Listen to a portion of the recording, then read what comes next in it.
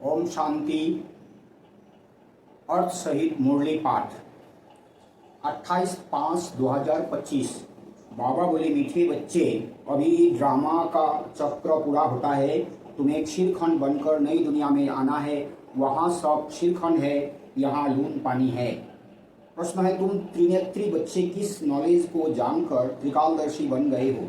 उत्तर है, तुम्हें अभी सारे वर्ल्ड की हिस्ट्री ज्योग्राफी की नॉलेज मिली है। सतयुग से लेकर कलयुग अंत तक की हिस्ट्री ज्योग्राफी तुम जानते हो। तुम्हें ज्ञान का तीसरा नेत्र मिला कि आत्मा एक शरीर छोड़ दूसरा लेती है। संस्कार आत्मा में है। अब बाप कहते हैं, बच्चे नाम रूप से न्यारा बनो, अपने को आत्मा अशरीरी समझो। गीत है, धीरज धर मनुआ धीरज धर। ओम शांति। कल्प कल्प बच्चों को कहा जाता है और बच्चे जानते हैं, दिल होती है कि जल्दी सतयुग हो जाए तो इस दुख से छूट जाए। परंतु ड्रामा बहुत धीरे धीरे चलने वाला है। बाप धीरज देते हैं, बाकी थोड़े रोज हैं। बड़ों बड़ों द्वारा भी आवाज सुनते रहेंगे, दुनिया बदलनी है। जो भी बड़े बड़े हैं, पोप जैसे, वह भी कहते हैं दुनिया बदलने वाली है। अच्छा, फिर पीस कैसे होगी? इस समय सब लून पानी है, अभी हम क्षीरखंड हो रहे हैं। उस तरफ दिन प्रतिदिन लून पानी होते जाते हैं, आपस में लड़ झगड़ कर खत्म होने वाले हैं। तैयारियां हो रही है। यह ड्रामा का चक्र अब पूरा होता है। पुरानी दुनिया पूरी होती है, नई दुनिया की स्थापना हो रही है। नई दुनिया सो पुरानी, पुरानी सो नई दुनिया फिर के बनेगी। इसको दुनिया का चक्र कहा जाता है, जो फिरता रहता है। ऐसे नहीं, लाखों वर्ष बाद पुरानी दुनिया नई होगी। नहीं, तुम बच्चे अच्छी रीति जान चुके हो, भक्ति बिल्कुल ही अलग है। भक्ति का कनेक्शन रावण के साथ है, ज्ञान का कनेक्शन राम के साथ है। नई बात है कि भक्ति का कनेक्शन रावण से। जब रावण आते हैं, रावण दुख देते हैं, विकार में जाते हैं, दुखी होते हैं, तो फिर तो बाबा को याद करते हैं, वही है भक्ति। और ज्ञान का कनेक्शन होता है राम से। राम मना दिलाराम बाबा, नॉलेजफुल बाबा, ज्ञान का सागर बाबा जब आते हैं तब ज्ञान देते हैं। यह तुम अभी समझ रहे हो। अभी बाप को बुलाते भी हैं, हे पतित पावन आओ, आकर नई दुनिया स्थापन करो। नई दुनिया में जरूर सुख होता है। अब बच्चे छोटे अथवा बड़े सब जान गए हैं कि अभी घर चलना है। यह नाटक पूरा होता है और हम फिर से सतयुग में जाएंगे। फिर 84 जन्मों का चक्र लगाना है। स्व आत्मा को दर्शन होता है। सृष्टि चक्र का अर्थात आत्मा को ज्ञान का तीसरा नेत्र मिला है, उसको कहा जाता है त्रिनेत्री। आत्मा को सृष्टि चक्र का दर्शन होता है। अभी तुम त्रिनेत्री हो और सभी मनुष्यों को यह स्थूल नेत्र है। ज्ञान का नेत्र कोई को नहीं है। त्रिनेत्री बने तब त्रिकालदर्शी बने, क्योंकि आत्मा को ज्ञान मिलता है ना। आत्मा ही एक शरीर छोड़ दूसरा लेती है। संस्कार आत्मा में है, आत्मा अविनाशी है। अब बाप कहते हैं, नाम रूप से न्यारा बनो, अपने को अशरीरी समझो, देह नहीं समझो। यह भी जानते हो, हम आधा कल्प से परमात्मा को याद करते आए हैं। इसमें जब जास्ती दुख होता है तब जास्ती याद करते हैं। अभी कितना दुख है, आगे इतना दुख नहीं था। दिन प्रतिदिन दुख बढ़ता ही जाता है। जब से बाहर वाले आए हैं तब से यह राजाएं लोग भी आपस में लड़े हैं, जुदा जुदा हुए हैं। सतयुग में तो एक ही राज्य था। अभी हम सतयुग से लेकर कलयुग अंत तक हिस्ट्री ज्योग्राफी समझ रहे हैं। सतयुग त्रेता में एक ही राज्य था, ऐसे एक ही डायनेस्टी कोई की होती नहीं। क्रिश्चियन में भी देखो फूड है, वहाँ तो सारा विश्व एक के हाथ में रहता है। वहाँ ना सतयुग में सारा विश्व एक के हाथ में रहते हैं। वह सिर्फ सतयुग त्रेता में ही होता है। यह बेहद की हिस्ट्री ज्योग्राफी अभी तुम्हारी बुद्धि में है। और कोई सत्संग में हिस्ट्री ज्योग्राफी अक्षर नहीं सुनेंगे। वहाँ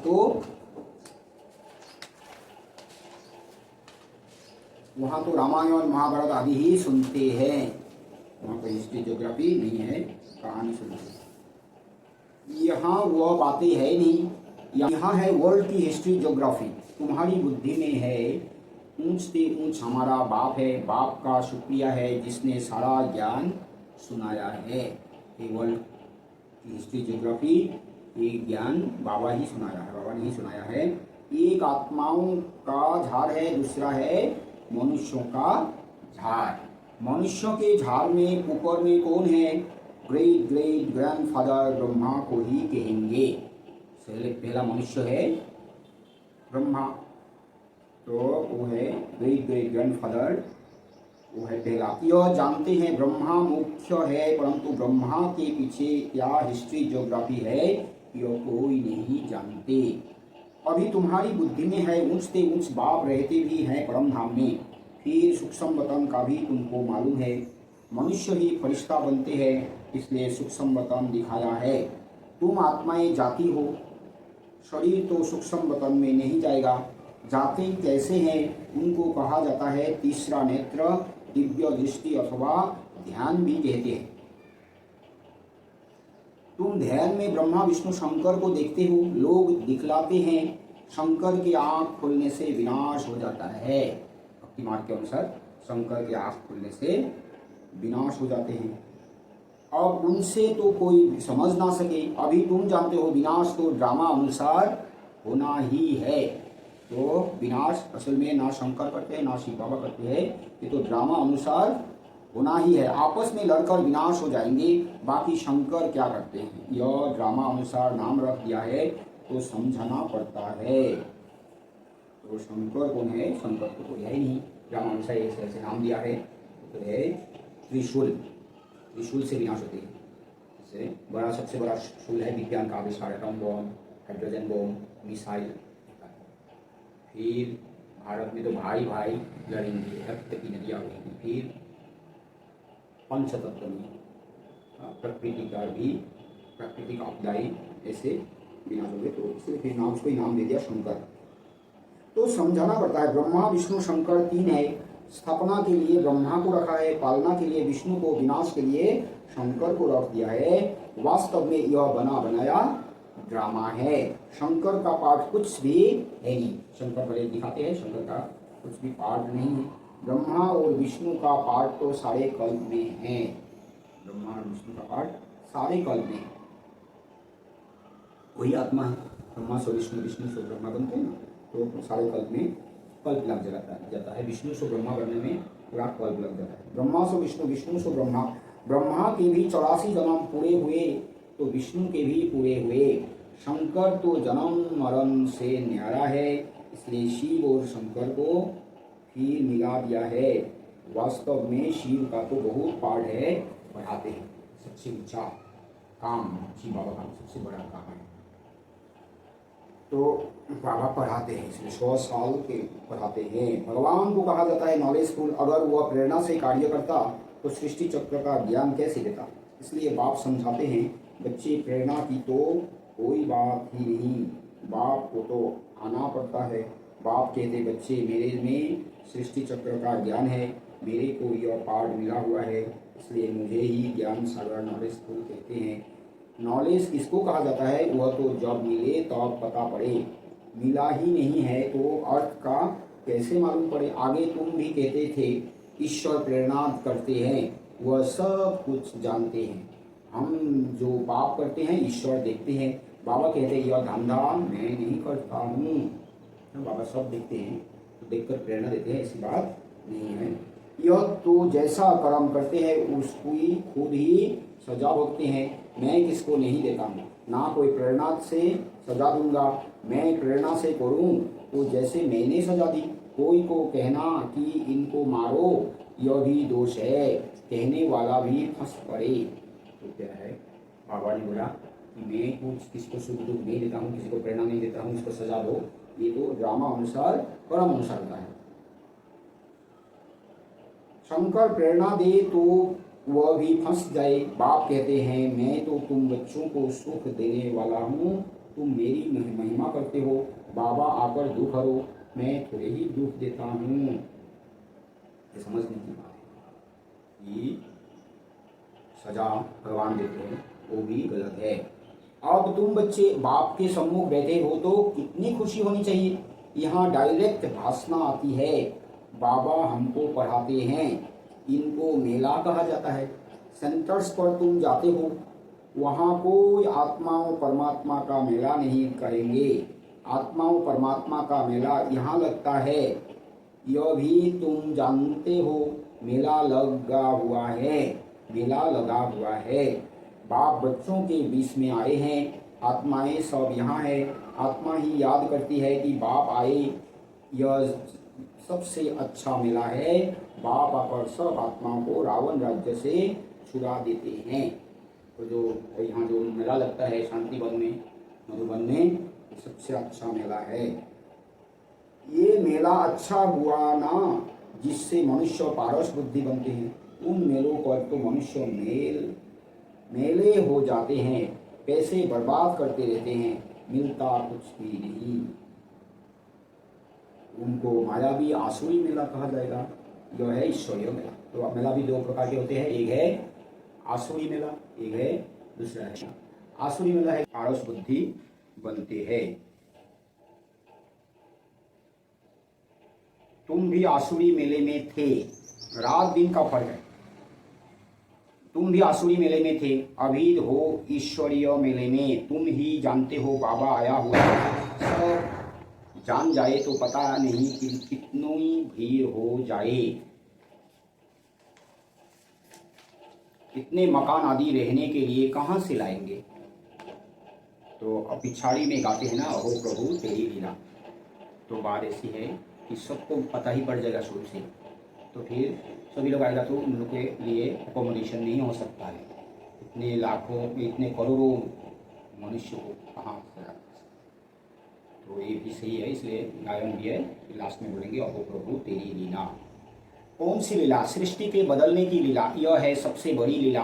पुरानी दुनिया खत्म होने से पहले नई दुनिया की स्थापना होती है, इसलिए हमेशा किसको भी समझाओ तो पहले स्थापना, विनाश, फिर पालना कहना है। तो ये सबसे क्या है, सबसे बड़ी लीला है। विभिन्न माना स्थापना की लीला है, ये सबसे बड़ी है। सृष्टि बदलने की लीला है। तो क्या है, इसमें पुरानी दुनिया खत्म होने से पहले नई दुनिया की स्थापना होती है, इसलिए हमेशा किसको भी समझाओ तो पहले स्थापना, विनाश, फिर पालना कहना है। जब स्थापना पूरी होती है तो फिर विनाश शुरू होता है, फिर पालना होगी। तो तुम बच्चों को यह खुशी रहती है, हम स्वदर्शन चक्रधारी बन ब्राह्मण है, फिर हम चक्रवर्ती राजा बनते हैं। यह कोई को पता नहीं, इन देवताओं का राज्य कहाँ गया, नाम निशान गुम हो गया है। देवता के बदले अपने को हिंदू कह देते हैं, हिंदुस्तान में रहने वाले हिंदू है। लक्ष्मी नारायण को तो ऐसे कभी नहीं कहेंगे, उन्हों को तो देवता कहा जाता है। तो अब इस मेले में ड्रामा अनुसार तुम आए हो, यह ड्रामा में मूड है, धीरे धीरे वृद्धि होती रहेगी। तुम्हारा जो कुछ पाठ चल रहा है फिर कल बात चलेगा, यह चक्र फिरता रहता है, फिर रावण राज्य में आसुरी पालना होगी। तुम अभी ईश्वरीय बच्चे हो, फिर दैवी बच्चे, फिर क्षत्रिय बनेंगे। तुम जो अपवित्र प्रवृत्ति वाले बन गए थे सो फिर पवित्र प्रवृत्ति वाले बनते हो। है तो यह भी दैवी गुण वाले मनुष्य ना। बाकी इतनी भुजाएं आदि दे दी है, विष्णु कौन है यह कोई बता ना सके। महालक्ष्मी की भी पूजा करते हैं, जगदम्बा से कभी धन नहीं मांगते हैं। धन जास्ती मिल गया तो कहेंगे लक्ष्मी की पूजा की इसलिए उसने भंडारा भर दिया। यहाँ तो तुम जगदम्बा से पा रहे हो, परम पिता परमात्मा शिव द्वारा देने वाला वह है। तुम बच्चे बाप दादा से भी लाकी हो। देखो जगदम्बा का कितना मेला लगता है, ब्रह्मा का इतना नहीं। ब्रह्मा को तो एक ही जगह बिठा दिया है, अजमेर में बड़ा मंदिर है। तो बाबा ने क्या बोला, तो जगदम्बा तुम बच्चे मतलब हम बच्चे बाप दादा से भी लाकी है, क्योंकि हमारा ही तो मेला लगता है। तो ब्रह्मा बाबा का तो बाप दादा का तो इतना मेला नहीं, ब्रह्मा बाबा का एक ही मेला लगता है, एक ही जगह अजमेर में। देवियों के मंदिर बहुत हैं, क्योंकि इस समय तुम्हारी बहुत महिमा है। तुम भारत की सेवा करते हो, पूजा भी तुम्हारी जास्ती होती है। तुम लाकी हो। जगदम्बा के लिए ऐसे कभी नहीं कहेंगे कि वह सर्वव्यापी है। तुम्हारी महिमा होती रहती है। ब्रह्मा विष्णु शंकर को भी सर्वव्यापी नहीं कहते। मुझे कह देते कण कण में है, कितनी ग्लानि करते हैं। सब ग्लानि करते हैं कण कण में। तुम्हारी मैं कितनी महिमा बढ़ाता हूँ। भारत माता की जय कहते हैं ना। भारत माता तो तुम हो ना, धरणी नहीं। धरणी आदि जो अब तमो प्रधान है, सतयुग में सतो प्रधान हो जाती है, इसलिए कहते हैं देवताओं के पैर पति दुनिया में नहीं आते। जब सतो प्रधान धरणी होती है तब आते हैं। अभी तुमको सतो प्रधान बनना है। श्रीमत पर चलते बाप को याद करते रहेंगे तो उस पद पाएंगे। यह ख्याल रखना है, याद करेंगे तो विक्रम विनाश होंगे, श्रीमत मिलती रहती है। सतयुग में तो तुम्हारी आत्मा पवित्र कंचन हो जाती है, तो शरीर भी कंचन मिलता है। सोने में खाद पड़ती है तो फिर जेवर भी ऐसा बनता है। आत्मा झूठी तो शरीर भी झूठा। खाद पड़ने से सोने का मूल्य भी कम हो जाता है। तुम्हारा मूल्य अब कुछ भी नहीं है। कलयुग में कुछ भी मूल्य नहीं है। पहले तुम विश्व के मालिक 24 कैरेट थे, अभी 9 कैरेट कहेंगे। यह बाप बच्चों से रू रिहान करते हैं, बच्चों को बहलाते हैं, जो तुम सुनते सुनते चेंज हो जाते हो, मनुष्य से देवता बन जाते हो। बाबा की शिक्षा क्या है? जैसे बाबा हमें बाबा रोज बहलाते रहते हैं और ऐसे ऐसे सुनते सुनते फिर हम बच्चे मनुष्य से देवता बन जाते हैं। वहाँ हीरे जवाहरातों के महल होंगे, स्वर्ग तो फिर क्या। वहाँ के सुबी रस आदि भी तुम पीकर आते हो। वहाँ के फल ही इतने बड़े बड़े होते हैं। यहाँ तो परमात्मा का मेला, यहाँ तो मिल ना सके। सूक्ष्म वतन में तो कुछ है नहीं। अभी तुम प्रैक्टिकल में जाते हो। यह है आत्मा और परमात्मा का मेला, इनसे तुम उज्ज्वल बनते हो। तुम बच्चे जब यहाँ आते हो तो फ्री हो। घर बार धंधे आदि का कोई खुरना नहीं है।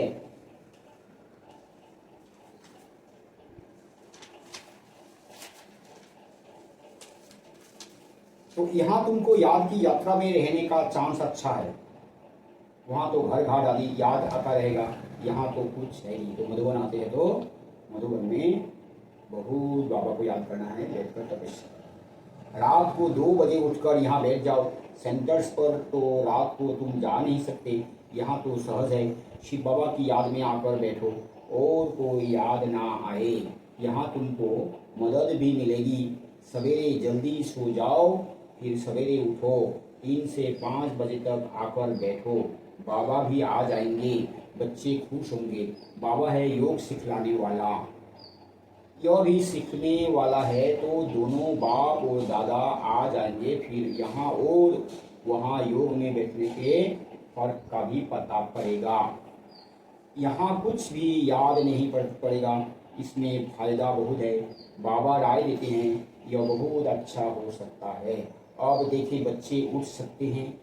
कोइयों को सवेरे उठने का अभ्यास है। तुम्हारा संन्यास है 5 विकारों का और बैराग है सारी पुरानी दुनिया से। संन्यास है 5 विकारों का और बैराग है सारी पुरानी दुनिया से। अच्छा, मीठे मीठे सिकिला दे बच्चों प्रति माता पिता बाप दादा का याद प्यार और गुड मॉर्निंग। रूहानी बाप की रूहानी बच्चों को नमस्ते। हम रूहानी बच्चों की रूहानी माता पिता बाप दादा को भी याद प्यार गुड मॉर्निंग और नमस्ते नमस्ते नमस्ते नमस्ते। धारणा के लिए मुख्य सार है, अभी सृष्टि बदलने की लीला चल रही है, इसलिए स्वयं को बदलना है। शीरखंड होकर रहना है। सवेरे उठकर एक बाप की याद में बैठना है। उस समय और कोई भी याद ना आए। पुरानी दुनिया से बेहद का बैरागी बन 5 विकारों का संन्यास करना है।